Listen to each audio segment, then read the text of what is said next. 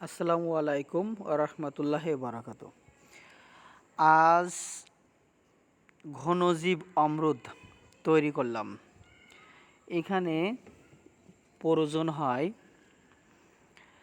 যারা তৈরি করবেন বাড়িতে 100 কেজি গোবরের জন্য, 100 কেজি কাঁচা গোবরের জন্য বেসন নেওয়া লাগবে আপনার 1 কেজি এবং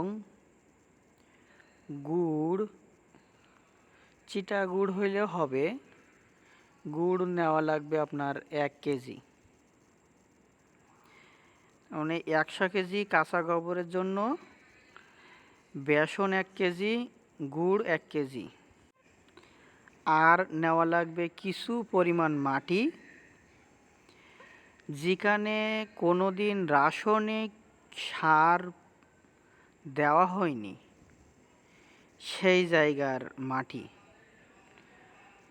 বা কোথাও যদি কোথাও বড় বট গাছ থাকে সেখান থেকেও কিছু মাটি নিয়ে আসলে এর সঙ্গে